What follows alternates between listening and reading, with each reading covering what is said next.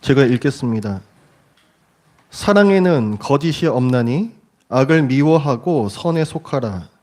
형제를 사랑하여 서로 우애하고 존경하기를 서로 먼저 하며 부지런하여 게으르지 말고 열심을 품고 주를 섬기라.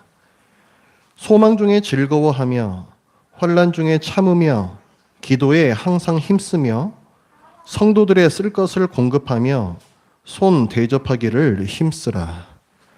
아멘. 자, 지금까지 바울은 죄인이 어떻게 하나님께 의롭다 함을 받는가 칭의에 대해서 설명했습니다. 이제 바울은 로마에 보내는 이 편지에서 두 번째 페이지를 씁니다.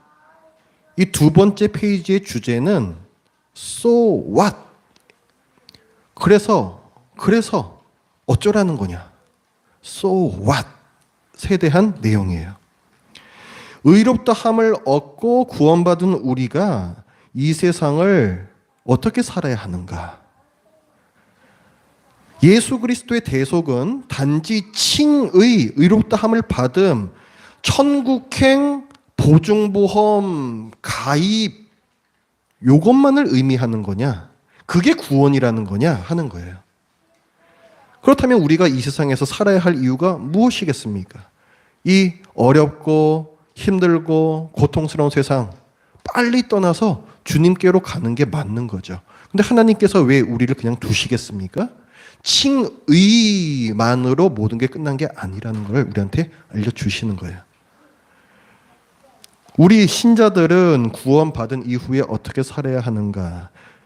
지금까지처럼 나 하고 싶은 대로 살면서 그러다가 죄 지으면 이런 죄까지 대속해 주신 예수님의 은혜에 감사합니다 하면서 살면 되겠는가?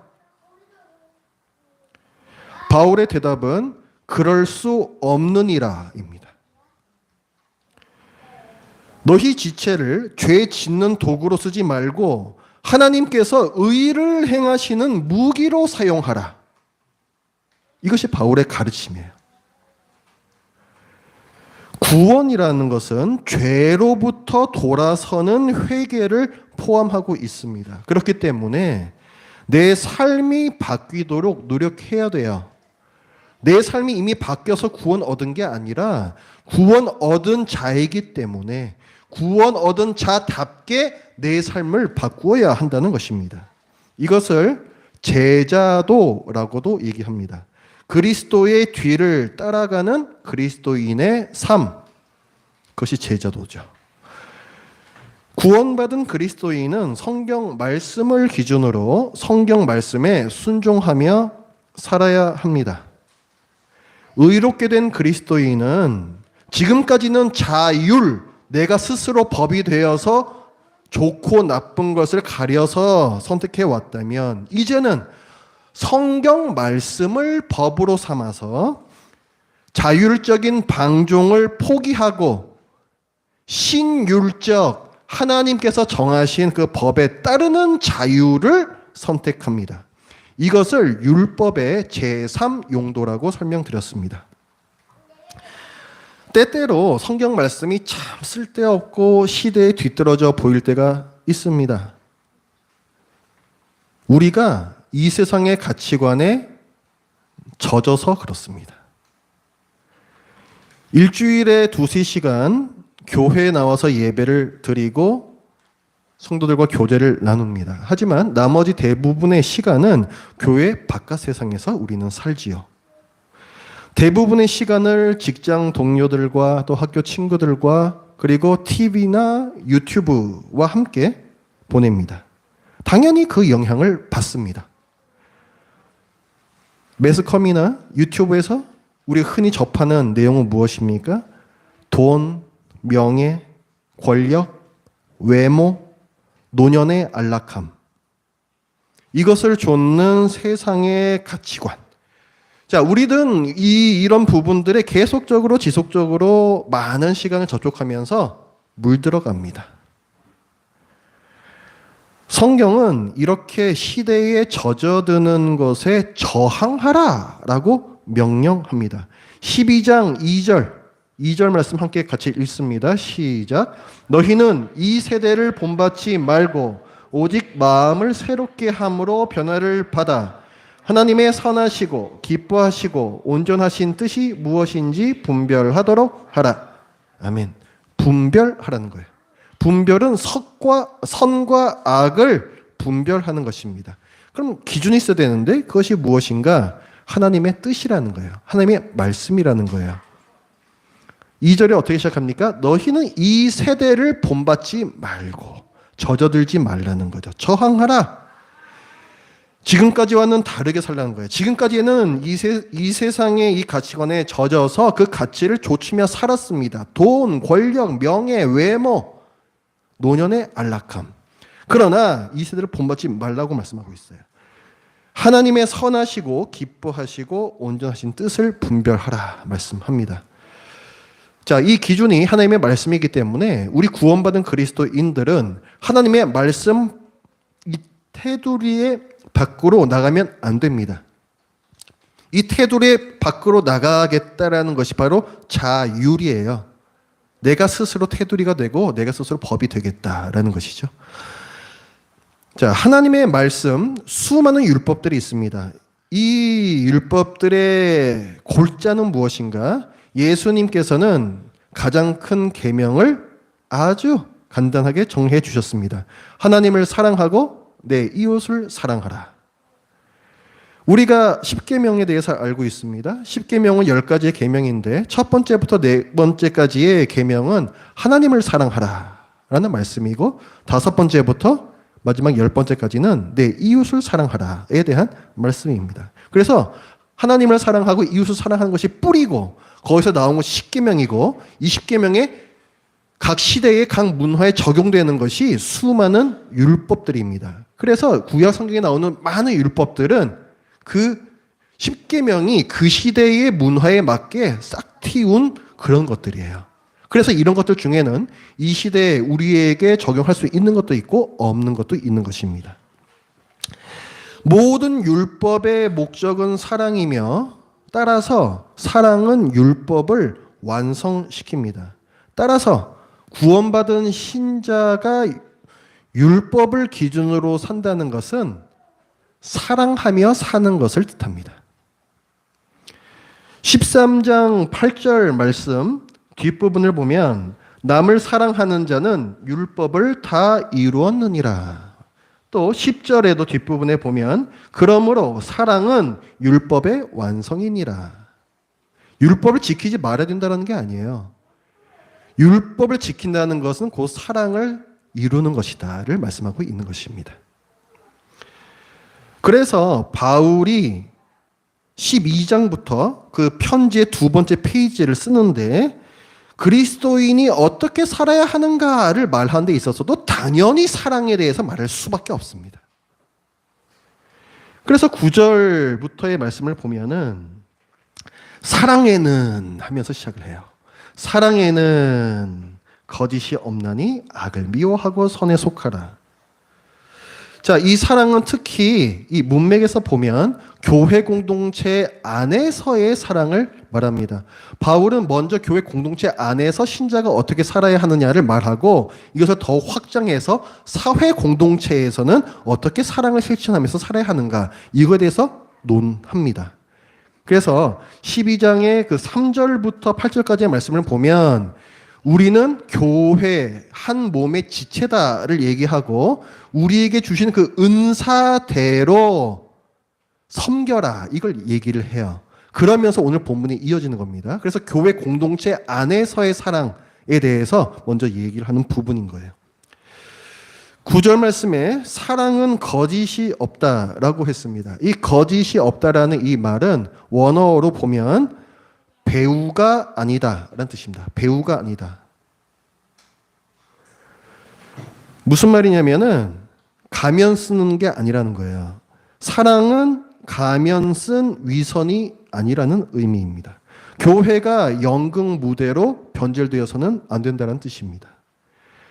사랑을 행하는 것은 상대방에게 고맙다라는 말을 듣기 위해서도 아니고 그 사람의 호의를 얻어서 내 사람 만들기 위함도 아닙니다.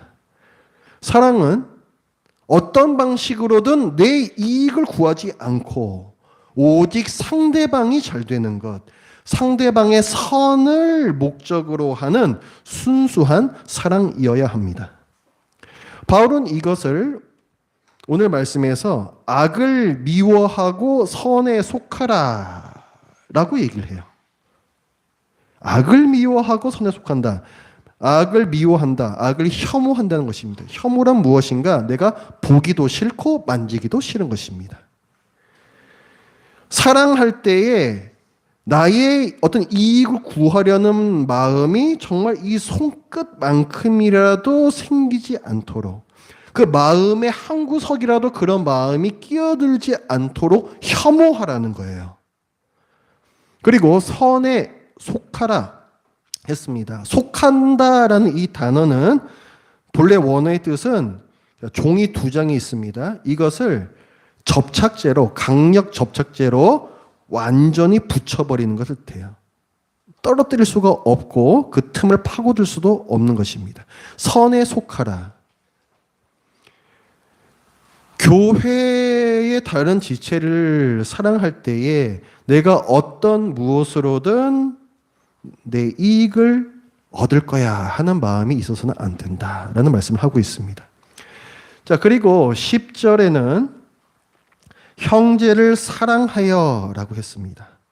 형제 사랑, 이것을 헬러 원어로는 필라델피아라고 얘기합니다. 미국의 필라델피아라는 도시가 있죠. 형제 사랑하다라는 뜻이에요. 형제 사랑이라는 뜻이에요. 특히 이 형제라는 것은 우리의 실제적인 형제를 뜻합니다. 가족을 말한다는 거예요. 형제, 한 가족 안에서 형제 자매 간에 보이는 사랑이 필라델피아입니다. 그것이 교회 안에 있도록 하라는 말씀이에요. 그 다음에 서로 우애하고라고 했습니다.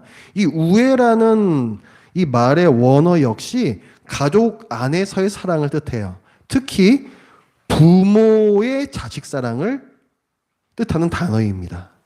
그러니까 지금 형제 자매 간에 그리고 부모 자식 간의 사랑, 이것, 가족 간의 사랑, 이 따뜻한 사랑, 이 따스한 사랑이 교회에 있어야 한다라고 말씀하고 있습니다.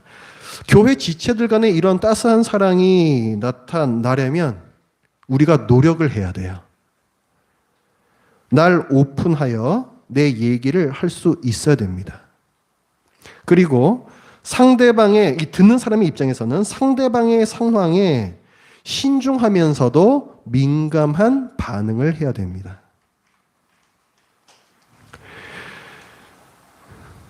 (10절) 말씀에는 이런 사랑이 나타나는 원리가 나와요. 두 가지입니다. 첫 번째는 서로, 두 번째 먼저입니다. 첫 번째 서로에 대해서 먼저 살펴보겠습니다. 10절에는 그 서로라는 단어가 두 번이 나옵니다. 형제를 사랑하여 서로 우애하고 존경하기를 서로 먼저 하며. 자, 여기서 서로라는 단어는 혹시 여기 이 중에 NIV 성경을 갖고 계신 분께서는 그 말씀을 참조해 보시기 바랍니다. 이 서로는 each other가 아니라 one another입니다.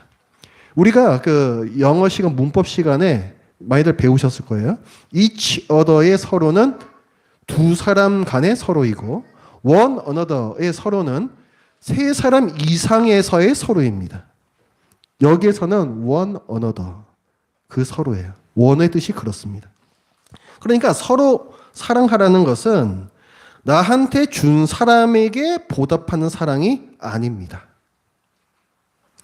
A는 B에게 사랑을 베풀고 B는 C에게 사랑을 베풀고 C는 D에게 사랑을 베풀고 D는 또 B에게 사랑을 베풀고 B는 또 E에게 사랑을 베풀고 E는 또 A에게 사랑을 베풀고 이렇게 거미줄처럼 엮여있는 이 one another의 사랑, 이것이 바로 성경에서 말씀하는 바입니다. 내가 누군가에게 베푼 사랑이 돌고 돌아서 나도 누군가에게 사랑을 받게 되는 것을 뜻합니다. 따라서 내게 사랑을 준 사람에게 내가 반드시 보답할 필요가 없고 그러므로 그 사랑에 대해서 내가 부담을 느낄 필요도 없습니다. 나는 또 누군가에게 베풀면 되는 거예요. 그래서 교회 공동체 안에서 신자들 간의 사랑은 시혜와 수혜의 관계가 아니라 서로에게 나누어주는 호혜의 사랑입니다. 시혜와 수혜의 사랑은 그 안에서 권력 구조가 발생합니다. 뭔가 더 나은 사람이 못한 사람한테 주는 게 시혜와 수혜예요. 기울어진 사랑입니다. 그러나 교회에서 성경에서 말하고 있는 이 교회 안에서의 사랑은 서로를 존중하는 호혜의 사랑입니다. 그래서 10절 말씀 그 뒷부분을 보면 자, 형제 사랑 서로 우애 다음에 뭘 말하냐면 존경하기를 서로 먼저 하라 이렇게 얘기 나와요. 사랑 얘기하는데 왜 존경이 나오느냐? 호혜의 사랑이기 때문에 그렇습니다. 기울어진 관계가 아니라는 거예요. 오히려 기울어졌다라고 한다면 내가 상대방보다 높은 자리에서 베푼 사랑이 아니라 내가 상대방의 종이라는 마음으로 섬기는 사랑이라는 뜻입니다. 교회 안에서의 사랑은 절대로 상대방을 불쌍히 여기는 그런 사랑이 아닙니다. 그를 존중하여 섬기는 사랑입니다.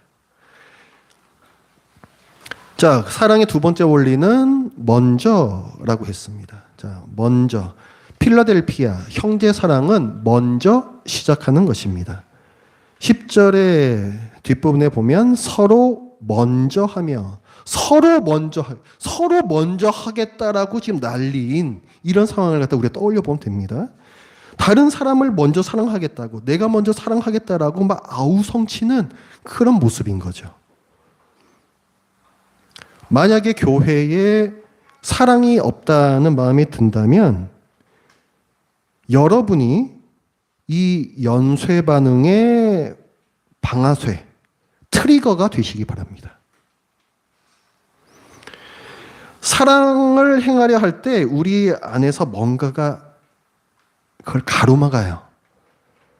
내 것을 내어주기 싫은 인색함도 있고 또 내가 어떤 호의를 제안했으나 그것을 거절당할 때 내가 웃음꼴이 되어버리는 이런 어떤 자존심 같은 것들. 우리의 모범은 항상 예수님이십니다. 십자가 앞에서 예수님께서 느끼신 바를 생각하십시오. 예수님께서는 그 십자가를 앞두시고 고통에 대한 엄청난 두려움을 느끼셨습니다. 그러나 그럼에도 불구하고 자기 생명을 내어주시는 넉넉한 사랑을 보여주셨고 또 그럼에도 불구하고 많은 사람들에게 조롱받으시는 이 자존심 상함을 생각하시기 바랍니다. 그것을 이기신 예수님을 생각하면 우리도 사랑할 수 있습니다. 요한일서 4장 19절 말씀을 보면 그냥 들으십시오.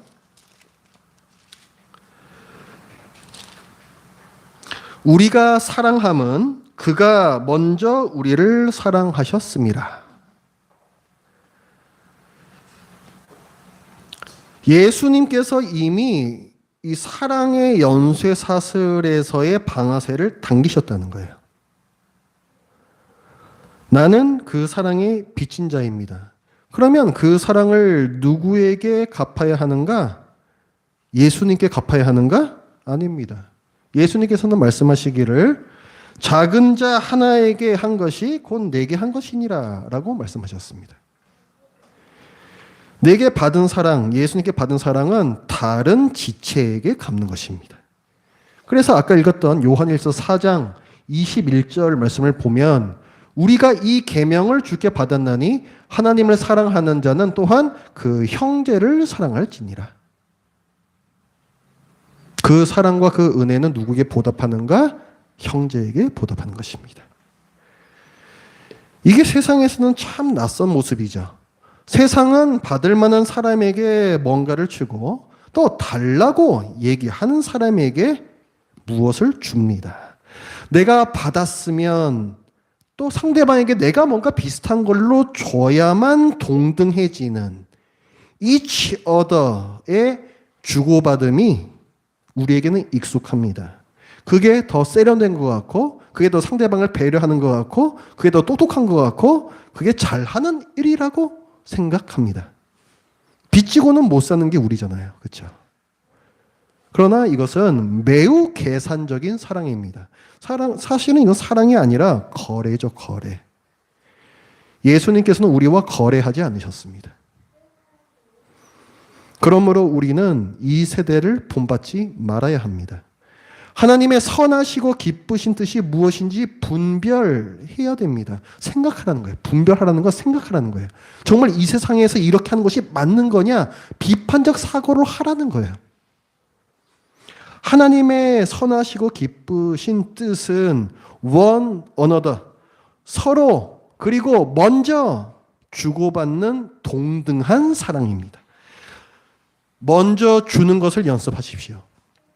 그리고 다른 사람이 먼저 주는 사랑을 기꺼이 받는 연습도 하시기 바랍니다. 미안해서 받지 못하면 상대방이 미안해할까 봐 내가 주지도 못합니다. 성경에서 말씀하시는 모습과 거꾸로 가는 거예요. 그렇게 되면. 자, 바울은 이와 같이 형제 사랑에 대해 말씀한 다음에 이제 하나님 사랑에 대해서 말해요. 사랑에는 율법에는 두 가지잖아요. 그죠? 하나님 사랑과 이웃 사랑. 자, 이웃 사랑, 형제 사랑에 대해서 지금까지 얘기했고 이제 하나님 사랑에 대해서도 얘기를 해요. 그게 11절입니다. 11절 말씀을 보면 부지런하여 게으르지 말고 열심을 품고 주를 섬기라 라는 말씀이 나옵니다. 뭘 얘기하는 겁니까? 형제 사랑에 대해서 지금까지 실컷 얘기했잖아요. 이 형제 사랑의 뿌리는 하나님을 사랑하는 데 있다라는 것을 말씀하고 있습니다. 그리스도인이 된다는 것은 하나님의 사랑에 기대어 사랑하는 법을 익히는 것입니다. 형제 사랑이 식지 않으려면 하나님을 사랑함이 식어서는 안 됩니다. 그래서 11절 말씀에 보면은 부지런히 열심으로 게으르지 말고 주를 섬기라라는 표현이 나오는 거죠. 주님께서 주신 사랑을 생각하라는 거예요. 생각하라는 거예요. 주님의 사랑을 생각하라. 사랑에는 분별력이 필요합니다. 사랑은 단순한 어떤 감정이 아니라는 거예요. 오늘 본문에서 계속 말씀하고 있는 게 뭐예요? 분별하라는 거예요. 분별하라는 거. 사랑은 자연스럽게 일어나는 감정이 아니라는 거예요. 사랑은 가족 간의 사랑처럼 따뜻해야 하는데 그렇다고 단순히 감정만은 아니라는 거예요. 우리 이성적인 사고, 이 생각이 필요하다는 거예요. 뭘 생각해야 되겠습니까? 우리를 대하시는 하나님의 모습을 살펴보면, 그리고 그렇게 살피고 되새긴 그 하나님의 모습을 바탕으로 우리의 삶을 형성해 나가다 보면, 아, 사랑이란 이런 것이구나. 윤곽이 드러납니다. 그러니까 이 사랑이라는 건 계속 자라는 거예요. 계속 자라는 거. 점점 그 퍼즐을 맞추듯이 계속 자라는 겁니다. 어떻게 되는 것이냐? 하나님을 생각하고 하나님의 사랑이 내가 받은 그 사랑이 어떤 것인지 생각하고 그 사랑을 내 삶에 계속 적용시켜 보는 거예요. 그렇게 할 때 한 조각 한 조각 계속 맞춰지면서 윤곽이 드러난다는 거죠. 우리가 사랑과 선행을 행할 때에 낙심하고 또 포기의 유혹을 받기 쉽습니다. 그때에 기억해야 할 것은 교회 안에 있는 사람들이 누군가 하는 것입니다. 첫 번째, 교인들은 하나님의 선택과 은혜를 입은 귀한 사람들입니다. 지난주에 제가 예정론에 대해서 말씀드렸죠.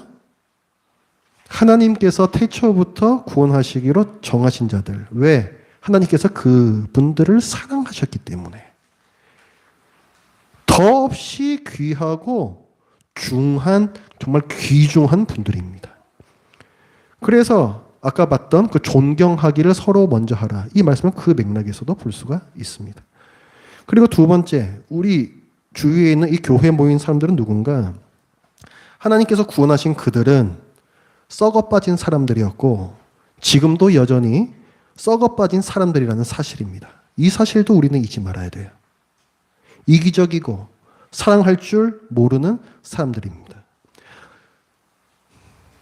그러나 그런 부분 때문에 내 마음이 힘들어질 때 여러분이 기억해야 할 사실은 그 사람이 나와 다른 점보다는 공통점이 훨씬 많다라는 사실입니다. 나도 그런 놈이라고요. 나도 그런 놈. 그러면 다른 사람에 대해서 관대한 마음을 가질 수가 있어요. 꼭 기억하세요. 나와 다른 점보다 공통점이 훨씬 많은 사람들이다. 그래서 사랑하기 위해서는 인내가 필요합니다. 인내. 12절 말씀을 같이 읽어볼까요? 시작. 소망 중에 즐거워하며 환난 중에 참으며 기도에 항상 힘쓰며. 참으라는 거죠. 기도하면서 인내하라는 겁니다. 소망에 대해서 얘기하고 있는데 이것은 종말론적 소망이에요. 종말론적 소망이 무엇입니까? 예수님께서 다시 이 땅에 오실 때에 우리가 영화롭게 되는, 우리가 하나님께서 주시는 그 영광스러운 복을 모두 누리게 되고 우리 이 불완전한 모습들이 모두 다 사라져버리는 하나님의 형상이 완성되는 그 소망입니다. 나뿐만이 아니라 다른 분들도 다 그렇게 될 것을 소망하라는 거예요.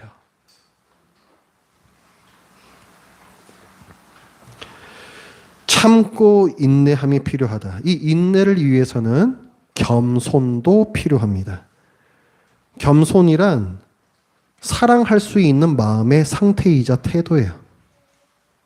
겸손하지 않은 사람은 결코 사랑할 수 없습니다. 겸손은 그리스도인의 모든 사랑을 뒷받침하고 모든 사랑을 가능하게 합니다. 다른 모든 선한 것들과 마찬가지로 겸손 역시 하나님께로부터 비롯됩니다. 하나님의 사랑이 무엇으로 가장 잘 드러나는가? 그게 바로 겸손이에요. 우리를 향한 하나님의 사랑을 가장 분명하게 보여주시는 그 사건이 바로 성육신입니다. 하나님께서 우리 인간의 몸으로 이 세상에 오신 그 사건. 여러분 성육신을 이해하실 수 있습니까? 그것이 하나님에게 어떤 의미가 있었는지 여러분들은 상상할 수가 있습니까? 우리는 하나님의 영광이 어느 정도인지 이해할 수 없기에 그 영광스러운 하나님께서 성육신하신 겸손함도 이해할 수가 없습니다. 하나님께서 우리 인간의 지저분함, 연약함, 한계, 수치를 의도적으로 달게 참으셨음을 안다면 우리는 다른 사람에게 대해서 겸손할 수 있습니다.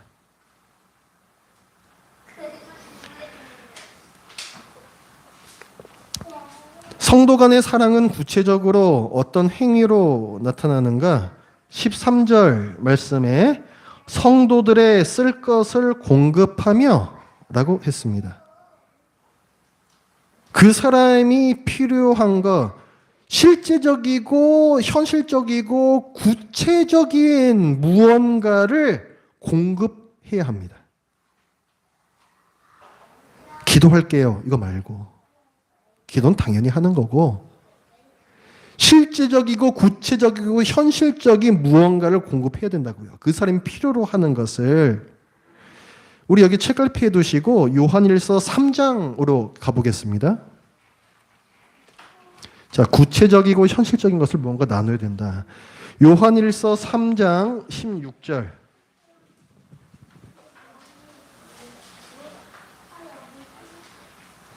요한일서 3장 16절부터 18절까지 우리 한 목소리로 읽어보겠습니다. 시작.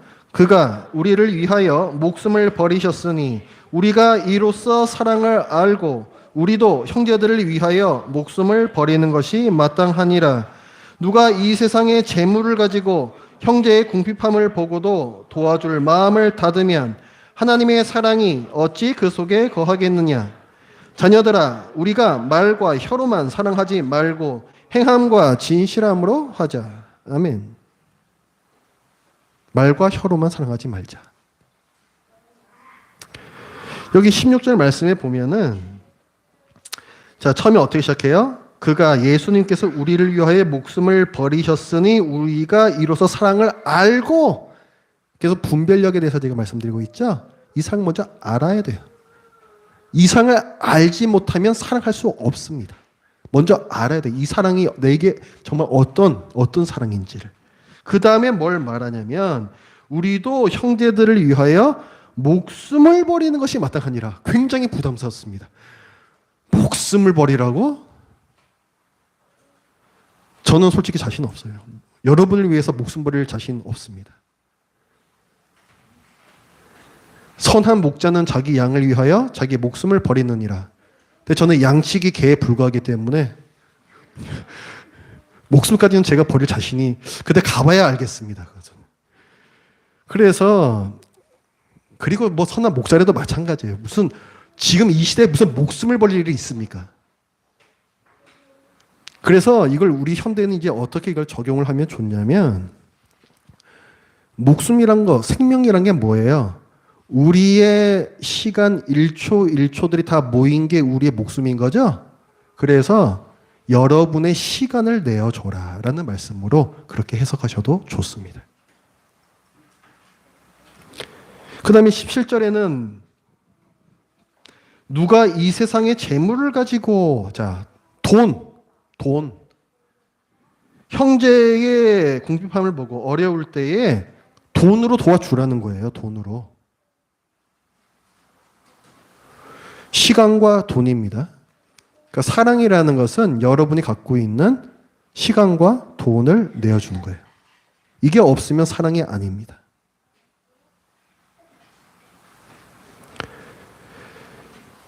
야고보서 2장 15절부터에서도 말씀에서도 비슷한 얘기를 해요. 말과 혀로만 사랑하지 말라. 이런 얘기를 또 해요. 형제가 춥다고 하는데, 아유, 그럼 따뜻한 거 좀 입어. 배고프다 그러는데, 그럼 뭐 좀 배부르게 좀 먹지. 그건 사랑이 아니라는 거예요. 근데 우리 기도도, 우리 위로도 대부분 다 그런 수준 아닙니까? 내가 뭘 할 수 있을까를 곰곰 생각해야 됩니다. 그리고, 자, 사도 바울은, 자, 또 오늘 본문 넘어오시면은 이제, 자, 교회 안에 사람들끼리 어떻게 사랑해야 되는가 얘기했잖아요. 이제 교회 밖의 사람들에 대해서도 이제 얘기를 시작하거든요. 그게 이제 13절부터 이제 말씀이에요. 거기 이제 말씀을 보면, 그 13절 뒷부분, 손 대접하기를 힘쓰라라는 이 말씀입니다. 여기서부터 이제 교회 밖의 사람들로 확정이 되거든요. 손님 대접을 한다는 것은 환대를 뜻해요. 환대한다. 성경적인 환대 예가 어디에 잘 나오냐면, 창세기 18장을 보면, 자, 아브라함이 이제 그 사라와 함께 가나안 땅에 와 있는데 아들이 없어요. 나이는 많고 아들은 없어요. 그런데 사실은 천사였던 세 사람이 아브라함의 장막 앞을 지나갈 때에 아브라함이 먼저 나아가서 여기 저희 집에서 묵고 가십시오라고 청합니다. 이게 환대. 그 다음에 그 창세기 19장에는 자, 소돔과 고모라 잘 아시죠? 그 소돔과 고모라에 아브라함의 조카 롯이 살고 있었는데 이 롯도 사실은 천사였던 낯선 사람 두 사람이 자기 집 앞으로 지나갈 때 우리 집으로 들어오셔서 묵고 가십시오 라고 먼저 얘기를 합니다. 이것이 환대예요. 자, 성경적 환대란 무엇인가? 그 두 가지 성격을 알 수 있습니다. 첫 번째, 환대는 낯선 사람까지 포함한다. 오늘 그 13절 말씀에 손 대접하기를 힘쓰라. 손님 대접. 여기서 이 손님은요, 같은 교회 안에 있는 교인일 수도 있고, 그냥 내가 아는 사람일 수도 있고, 심지어는 내가 모르는 사람일 수도 있다는 뜻이에요.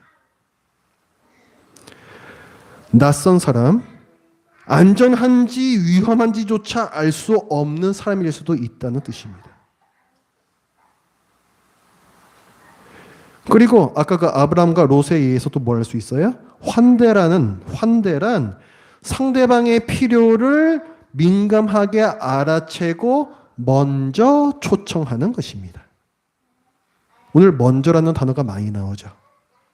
환대 역시 먼저 알아채고 초청하는 거예요. 그 13절 뒷부분에 손 대접하기를 힘쓰라 했잖아요. 힘쓰라. 힘쓰라 이 원어의 본래 뜻은 쫓아간다, 추적한다, 찾아낸다 이런 뜻이에요. 손님 대접, 환대를 위해서 내가 막 쫓아다니면서 알아채야 된다는 거예요. 적극적인 의미입니다.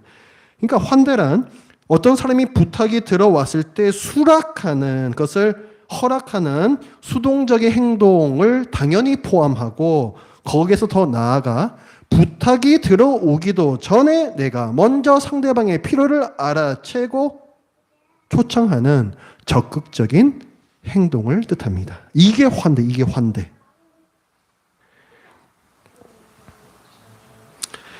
현대사회에서 개인의 집, 가정은 최후의 보루라고 할 수 있습니다. 잘 모르는 사람에게 집을 오픈한다는 건 그에게 내 안식처를 보여주고 함께 누리게 한다라는 의미입니다. 이것은 매우 귀찮고 번거로우며 심지어 위험해요.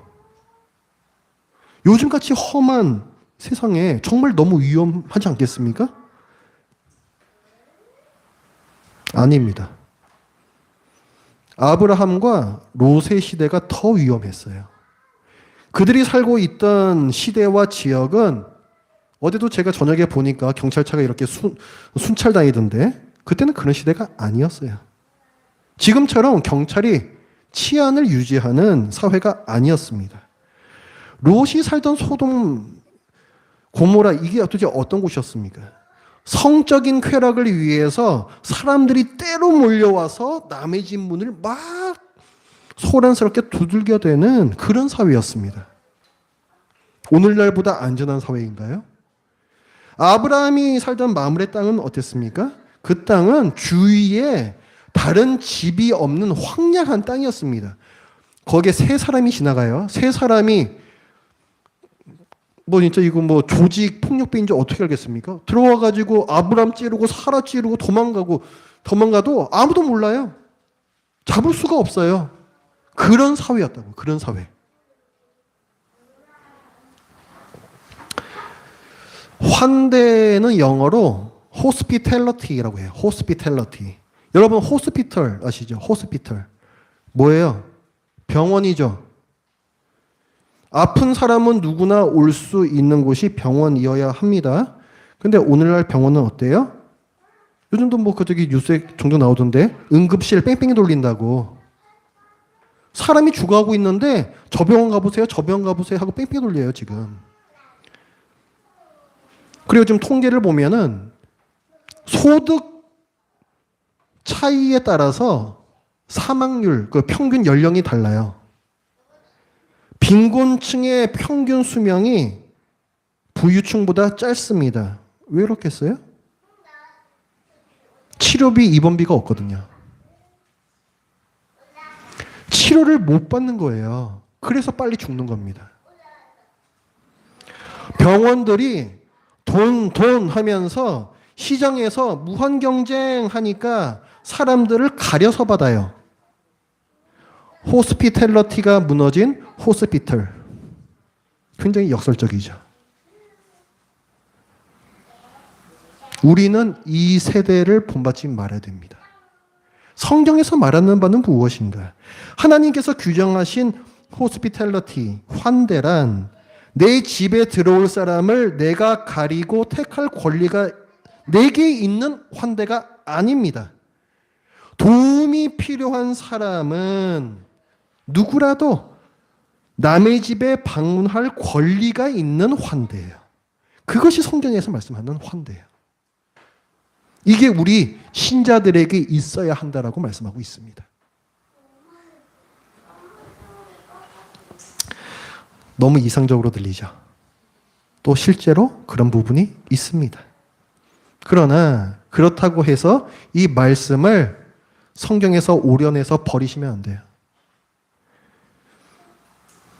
이렇게 이상적인 중거점이라도 내가 갖고 있어야 이거보다는 그래도 좀 할만하다 싶은 좀 만만한 실천 영역이라도 내가 할 수가 있는 거예요. 내가 아는 사람이라도 우리 교회 성도라도 믿을 만한 사람이라도 우리 집에 오십시오라고 초청할 수 있는 거라고요.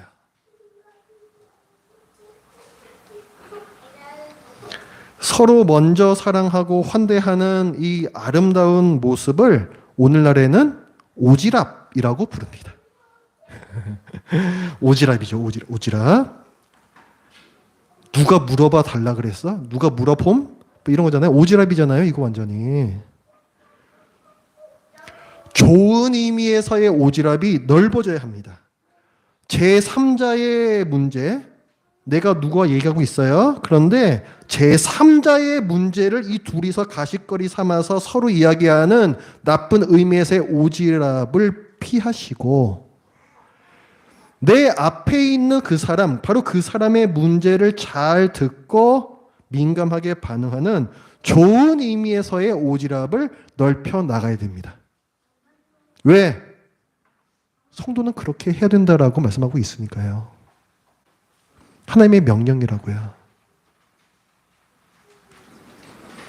개인주의가 만연하고 가정에 다른 사람이 침입할 수 없다라고 하는 지금 시대에 우리는 이 세대를 본받지 말고 하나님의 선하시고 기뻐하신 뜻이 무엇인지 잘 분별해야 합니다. 특히 필라델피아 그 형제 사랑에 관하여는 인내 속에서 먼저 베푸는 그리고 one another 이 서로의 호혜 이 사랑을 잘 기억해 주셨으면 좋겠습니다. 기도하겠습니다.